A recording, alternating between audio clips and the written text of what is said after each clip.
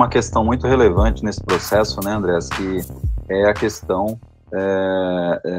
que a maioria das fundições trabalham com areias, e no acabamento trabalha com abrasivos à base de sílica. Então, a sílica, ela é altamente prejudicial à saúde do trabalhador de uma maneira geral, né? Então, você pode ter, em casos mais graves, aí, até a silicose, que é o enrijecimento do pulmão, né? Quem quiser saber mais, é só colocar no Google aí, só dar um Google, mas é um item importante, e a exaustão, ó, esse é um recado que eu vou botar o dedo aqui, ó. Você, fundidor, meu amigo, quando você estiver pensando em montar uma fundição, estiver pensando em ampliar sua fundição, considere nos seus investimentos o sistema de exaustão. Você precisa de um sistema de exaustão gigante? De repente não, de repente você tem uma empresa enxuta que precisa de exaustão em pontos específicos. Nós vamos falar um pouco sobre isso no decorrer aqui do nosso bate-papo, né, André? Com certeza.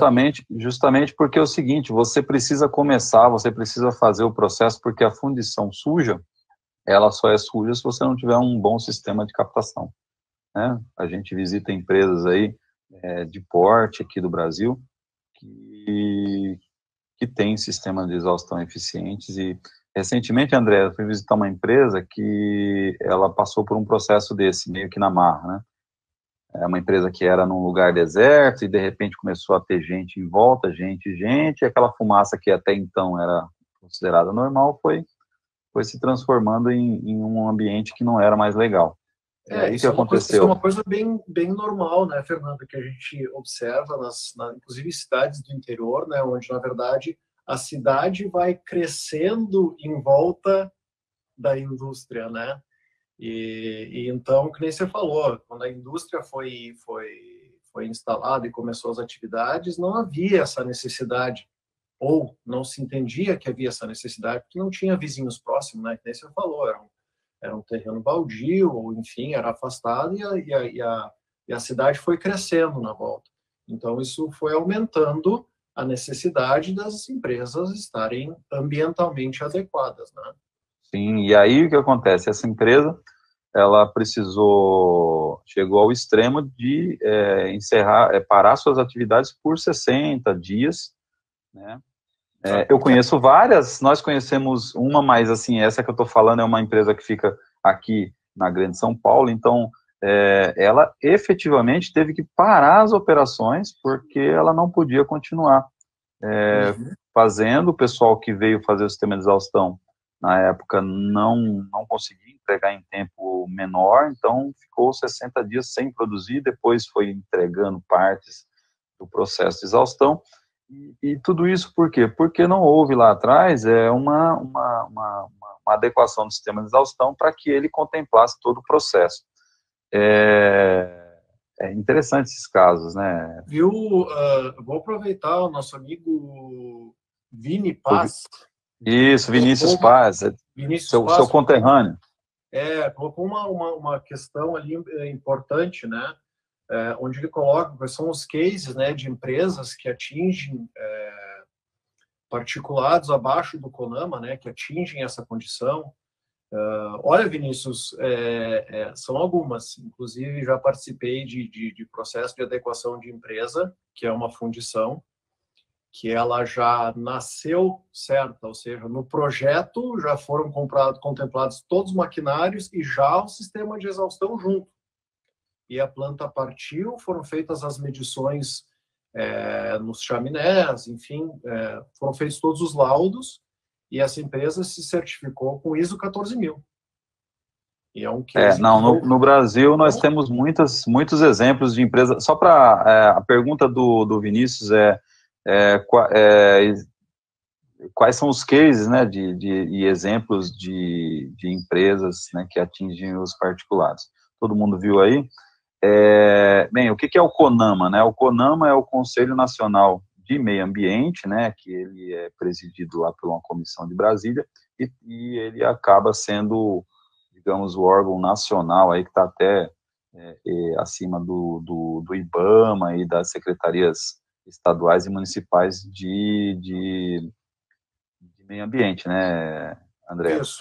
E o São Paulo, CONAMA é que... CETESB, no Rio Grande do Sul, FEPAM, enfim, né, são os diversos órgãos regionais. E o CONAMA é o guarda-chuva, né, ele vem por cima. Exatamente. E o CONAMA, pessoal, quem tiver dúvida sobre essa questão do CONAMA, coloca na internet aí, resolução CONAMA de exaustão. E aí você vai ter lá todo os parâmetros que você tem que controlar. Inclusive, se vocês não sabem, os sistemas de exaustão, as chaminés, têm que ter uma altura mínima em relação ao telhado. Então, se você tem um telhado alto, olha que beleza, o telhado é alto, beleza, só que dependendo de como for sua vizinhança, você tem que colocar a sua chaminé uma distância de 6, 8, 10 metros, depende da legislação, acima do telhado da casa mais, da habitação mais alta na sua região, né, André? Então, tudo isso tem que levar em consideração, a altura da chaminé. Então, aquela história da chaminé rente quando você vê uma chaminé rente ao telhado, essa chaminé, infelizmente, não está atendendo ali os requisitos do CONAMA, na maior parte dos casos, né? Não vamos nem falar do chapéu chinês, né, Fernando? Pelo amor de Deus. Se alguém está nessa live aqui, tem na sua função o chapéuzinho chinês, livre-se. Livre-se. Não pode chapéu chinês, para quem não sabe, pessoal, acho que a maioria sabe, mas não custa a gente falar um pouquinho, né? Então, o chapéu, deixa eu ver se eu tenho um exemplo aqui, né? O chapéu chinês é como um chapéu chinês mesmo, né? Que em cima da tubulação, tem a tubulação e em cima ele fica aqui para proteger da água entrar de volta em cima da tubulação. Mas já é um sistema que funcionou lá no passado, mas hoje já está ultrapassado, né, André? Não pode ser empregado pelo simples fato de que, como você falou, você tem uma tubulação e o chapéu em cima, então é óbvio que os gases que estão saindo pelo chaminé vão bater nesse chapéu e vão vir para baixo, né? Então você vai acabar jogando para baixo a sua emissão, que não é desejável, porque não existe nenhum sistema de tratamento de gases, seja ele químico ou de material particulado, com uma eficiência de 100%. Por mais eficiente que ele seja e que ele tenha emissões abaixo de 50, 40 ou 30 miligramas por nanômetro cúbico, isso ainda representa uma quantidade de material particulado, né? Que, ao se jogar ela para cima, se aproveita o efeito de dispersão, né? E diminui a concentração e faz o lançamento desse gás no ambiente externo da maneira correta, né? Evitando jogar para baixo, contaminação de adjacências, enfim, né?